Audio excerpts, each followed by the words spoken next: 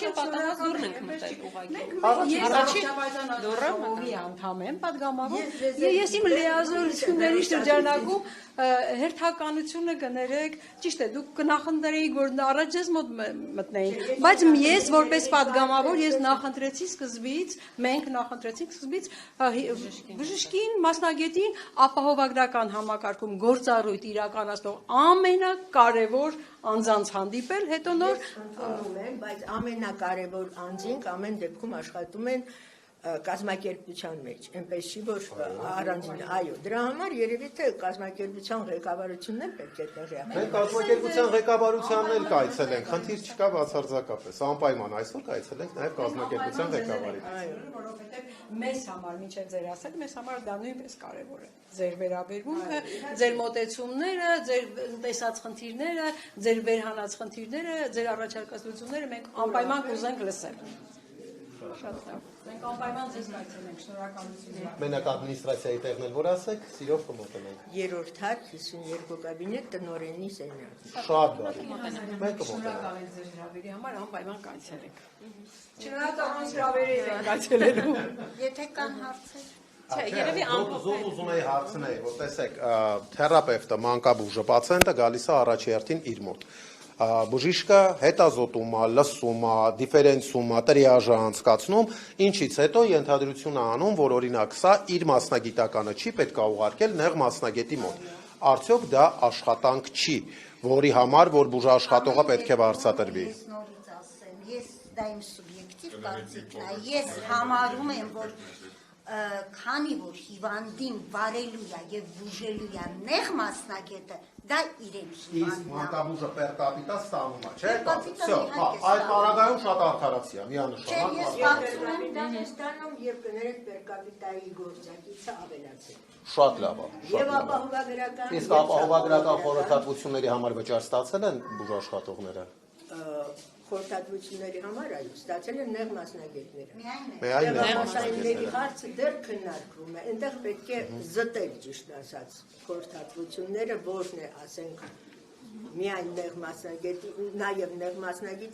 մասնագետինը, որը մնում է պեր կապիտայի շրջանակներում, որը որ տեղամասայինը ինքը սկսել է բուժել դեպքը, ավարտել է դեպքը։ Ուղղակի ներդրումից հետո արդեն 3 ամիս անցել է, արդյոք զտված չի։ Գիտեք ինչու՞մն է խնդիրը։ Կարողանան հասկանան, չէ՞, իրանք ինչի Խնդիրը համար են նրանումն է, որ այո, մի քիչ սխալ մուտքագրումներ եղան, որը հիմա պետք է իսկապես քննարկվի զտվի։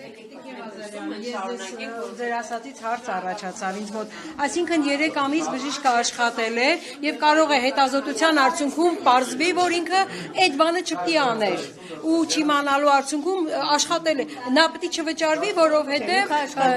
դեռևս հետազոտական խնդիր կա։ Ես դրա աշխատել է, որ որոշ ինքը աշխատել է եւ ես ձեր ասածն եմ ասում, դուք ասացիք որոշ հանգամանքներով պայմանավորված վճարումներ չեն եղել եւ որոշակի հետազոտությունների արդյունքում եղել են պեր կապիտայով, ոչ, տեղամասայինները ստացել են իրենց պեր կապիտայով այն գործի համար, որ դեռ չեն ստացել։ Չէ, մյուսները ստացել են։ Հա, ոչ նեղ մասնագետներ կան, որոնք նշեցիք, որ դեռ նեղ չեն մասնագետները ստացել են։ Որվում չստանալը։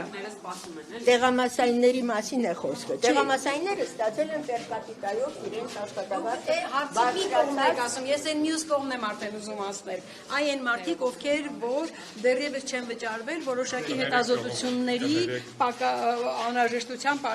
հետ պայմանավորված։ Դրա համար եմ ասում, այդ հարցը դեռ Ինչ պետք է սպասվում է ձեզ։ Հետազոտություններից հետո պարզվեց, որ իսկապես այս մարդիկ այդ բանը, այդ աշխատանքը չպետք է անեին, ու պիտի չվճարվեն։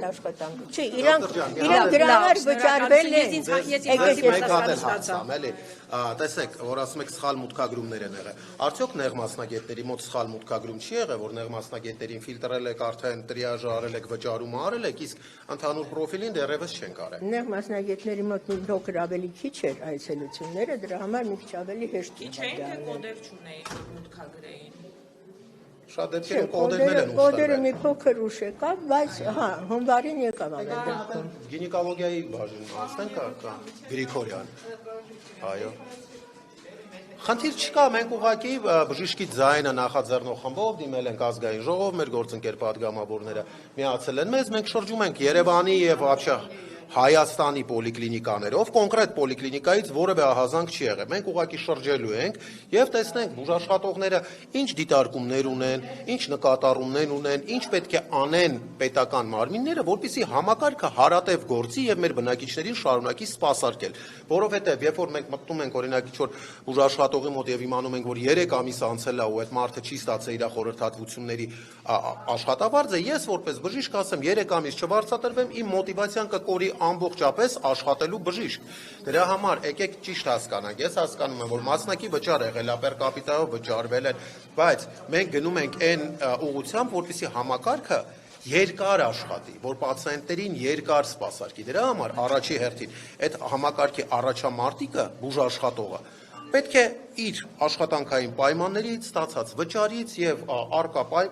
պարագաներից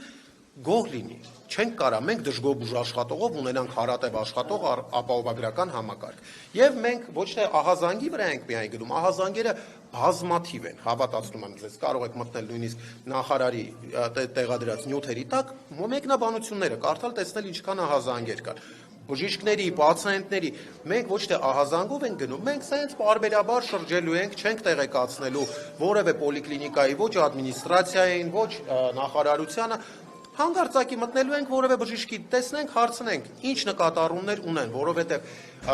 կոնկրետ այս պոլիկլինիկայի վերաբերյալ չեմ կարող ասել փաստական ապացույցներ չունեմ, բայց կան պոլիկլինիկաներ, որտեղ որ ադմինիստրացիան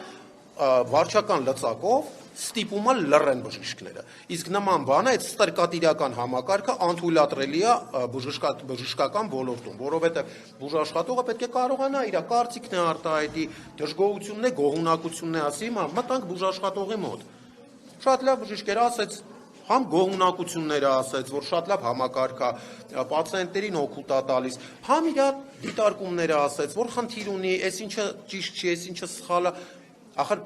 ներառական մասնակցային կերպով է պետք նման նախագծերը իրականացնել, վերջո սա սոցիալական ոլորտ է։ Բժիշկները վախենում են խնդիրների մասին։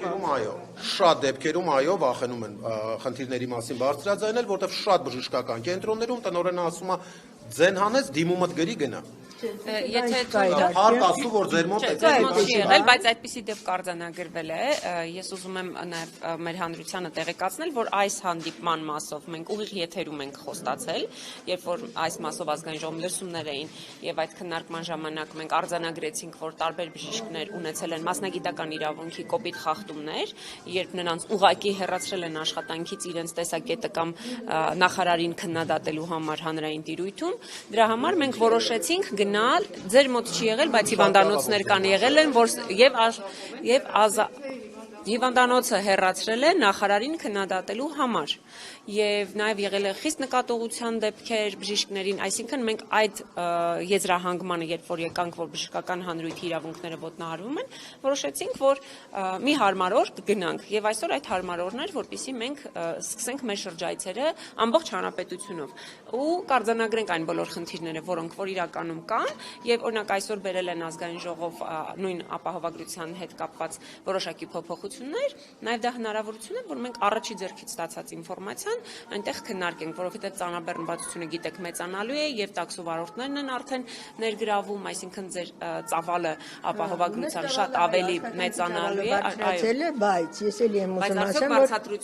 բարձրացությունը այսպես թե այնպես, այո, բարձրացել է նույն տեղամասայինների միայն պեր կապիտայով երևի 20-30%-ով բարձրացել է իրենց վարձատրությունը։ Միայն պեր կապիտայով քանի տոկոսով է բարձրացել։ Նո ծանրաբեռնվածությունը այսպես ասեմ, քանի որ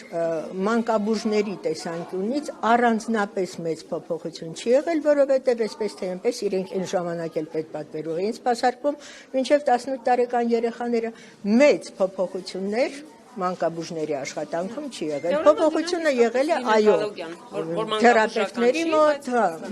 գնաք մի հատ է գինեկոլոգիա կանոնց Այստեղ խնդիրը նաև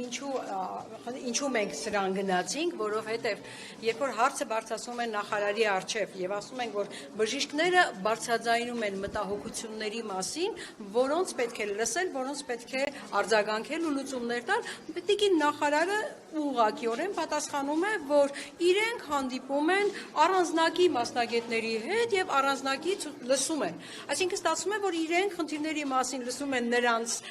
նրանց հետ զրուցելով, ում իրենք են ուզում։ Մենք որոշեցինք, դուք այդպես եք ասում, տիկին նախարարը ինձ է այդպես պատասխանել։ Տիկին Ղազարյան, ես ասում եմ, այն պատասխանը, որը տիկին նախարարը տվել է ինձ անձամբ, երբ որ հարցը բարձրացրել եմ։ Դրա համար մենք ուզեցինք լսել անձամբ բժիշկներին։ Zoom հարթակներով հենց սկզբից ներդրումից հետո տիկին նախարարը եւ հիմնադրամի տնօրեն մասնակիցները Zoom հարթակով շատ անգամ շատ հանդիպումներ է եղել, բոլորս մեր հարցերն ենք այնտեղ տվել, պատասխանները ստացել ենք, այդպես չի որ։ Եկեք ես հազար ներողություն ընդգծեմ, որ Zoom հարթակում շատ տարբեր բուժկենտրոնում, ես չեմ ուզում մատնացույց անեմ, չեմ էլ ուզում ասեմ, որ դա ձերն է եղել կամ ումն է եղել, որևէ շատ բուժկենտրոններում տնօրենը ասում է հարցեր չտակ։ Հրահանգում է Ես կարող եմ ձեզ հարց տալ։ Այո։ Իսկ դուք Zoom հարթակում երբևիցե բարձրացրել եք այն հարցը, ինչպես եք վարվելու ինֆեկցիոն հիվանդների, տուբերկուլոզով հիվանդների հետ, երբ որ նախարարը հայտարարում է, որ պետք է վերապրոֆիլավորվեն ինֆեկցիոնիստները եւ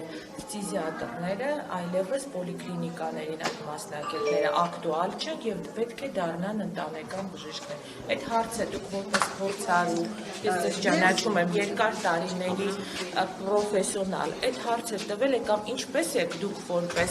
սպիտակ խալաթ հագնող պրոֆեսիոնալ բժիշկ գնահատում, ինչպես նաև ադմինիստրատոր, որ Հայաստանի Հանրապետության պոլիկլինիկաներում ֆիզիատրներ եւ ինֆեկցիոնիստներ չպետք է լինեն, հաջորդը լինելու են գինեկոլոգները եւ մնացած այլ մասնագետները։ Իհարկե, այդպիսի որոշում չի կայացվել, բայց որպես ես ասեմ, որպես քանի տարվա կազմակերպիչ առողջապահության, ինչ եմ ուզում ասեմ, այո, իրենց մոտ խնդիր կառաջանա, որովհետև խորհրդատվությունները, այսինքն կյանքում առաջին անգամ հանդիպող դեպքերը շատ ավելի քիչ են այդ մասնագետների մոտ, եթե որոշենք, որ այո, վարձատրությունը լինելու է հիմնականում խորհրդատվություններով, այո, այս դեպքում երևի թե այս մասնագետները որոշ չափով պետք է տուժեն, ինչ որ բան պետք է մտածել։ Տարբեր առաջարկություններ ա եղել, սկսած նրանից, որ իրենց վարձատրությունը էլի միգուցե թողնեն պեր կապիտայով, տարբեր, էլի եմ ասում, տարբեր առաջարկություններ եղել են։ Հարց տամ, էլի, լոգիկային ավելի մոտ չի, որ ինֆեկցիոնիստը ու ֆիզիատրը ավելի իրանց աշխատանքի լավ լինելը գնահատվում է նրանով, որ իրանք հիվանդ չունենան։ Ոչ թե լոգիկայով, դա ազգային ծրագրում։ Որովհետև ավելի լավ է իրանք կարողանան կանխարգել են հիվանդ չունենան խորհրդատվություն չանցկացնեն, քան իրանք լիքը հիվանդ ունենան ու մեր մոտ տուբերկուլոզի տարբեր իրենց վարձատրության մի քանի մեխանիզմներ են քննարկվել։ Մենք ունենք, այո։ Երևի այո։ Կտակ հանդիպեք։ Ես էլի եմ ասում, եկեք այսպես տնօրենի մոտ բարձրանանք, ինքը եկեք մենք բժիշկների հետ շփվենք, հետո տնօրենի մոտ բարձրանանք, լավ, որ բոլոր դժվարությունները նաև փոխանցենք տնօրենին։ Որ բոլոր խնդիրները կարողանանք օբյեկտիվ ներկայացնենք նաև տնօրենին։ Որտեղ է ֆիզիատրը նստում, եթե կարելի է։ Ֆիզիատրը նստում է ներքևում, մուտքը դրսի կողմից է, դրսի կողմից առանձնացված է։ Դա որ կանոնց կոնսուլտացիա մի հատ մտնենք, հետո գնանք ասենք ֆիզիատրի մոտ։